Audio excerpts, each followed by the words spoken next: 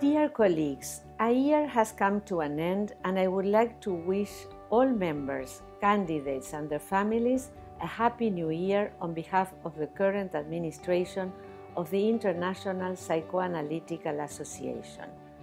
I also want to thank you once again for the vote of confidence you have given Sergio Nick and me, for having chosen us and for your show of support.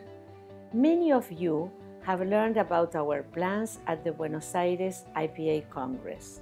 We hope to implement these initiatives in the next few years. Our main goal is to contribute, along with you all, both to the continued relevance of psychoanalysis and to its growth and expansion. 2017 brought serious misfortune worldwide. Natural disasters, harsh social and political problems, and terrorist attacks. Some of these events had devastating effects, and the marks they have left will endure. While these challenges show human beings' fragility, they also prove the psychoanalytic tools to work with distressed communities. This type of work precisely is one of our administration's priorities, increasing IPA psychoanalysis contact with and presence in the community. We were trained for private practice, and this will continue to be the case. It is important, however, that we all make the effort to work actively to broaden the scope of psychoanalysis so that we can fully develop its potential. We need to get out of our consulting rooms and institutions and to go where young professionals are working on highly complex problems. We also want to strengthen the relationship between the IPA and the regional federations and to enhance communication between IPA and its constituent organizations and between the IPA and its members. We aim to answer a question that is constantly being asked. What does the IPA do for me? Our treasurer, Andrew Brook, wrote a paper about this. You can read it in our website.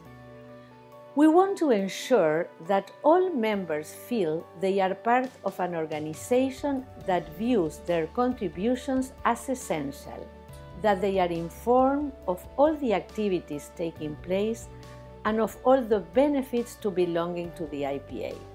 Ours is a very large organization. Its administration is complicated by vast distances, significant time differences, and linguistic barriers. Still, we intend to create a sense of closeness that will defy distance and will encourage all IPA members to work for psychoanalysis, to make themselves heard, to publish, to share experiences and ideas, and to ponder the serious problems faced by societies today. We will use all the means at our disposal to meet this goal to strengthen our connection. We already have a team at the IPA that is working on this, along with the communications area at Lexicon, our new IPA office in central London. We need to continue to work with the candidates and their organization IPSO, which is so creative and enthusiastic. I've said it before and I'll say it again. Candidates, or analysts in training, as we call them in Latin America, are not only our future, they are our present. We are committed to offering them the best possible training in a context of academic excellence. Young people bring their ideas, and the IPA should provide a facilitating environment in Winnicott's terms that makes room for singularity, diversity, and difference. In 2017, the IPA board voted to modify the Iting on Training model. This vote was preceded by an intense debate that is still underway. During the first meeting of the new administration, the board approved the creation of a task force to study the best way to translate this change into the Code of Procedures. We are aware that this amendment has had a positive impact in some places and a negative impact in others. We are listening carefully to the concerns of societies, and we want to engage them throughout the entire process. In times of turmoil, events may unfold that appear threatening, but experience has taught us that these times may also give rise to very creative projects. We welcome all contributions and constructive criticism. We want to maintain a climate of respect within the framework of support provided by an organization that must take into account diverse contexts and geographies.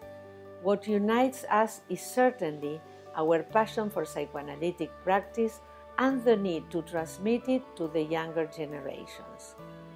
Our term at the head of the IPA has just begun, but I can assure you that we are all working with enthusiasm and that we deeply believe in the psychoanalytic method and in its ability to relieve suffering and help us understand the world we inhabit.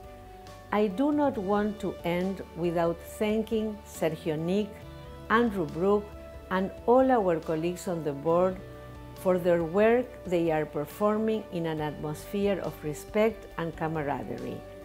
The chairs and members of our committees and task forces for their passion and dedication, as well as the entire Lexicon staff, without whose efforts, constant presence, and willingness to help, we could not carry out this daunting yet very gratifying work of steering an organization that makes us all proud. Once again, our best wishes to you and your loved ones for a peaceful and joyful 2018.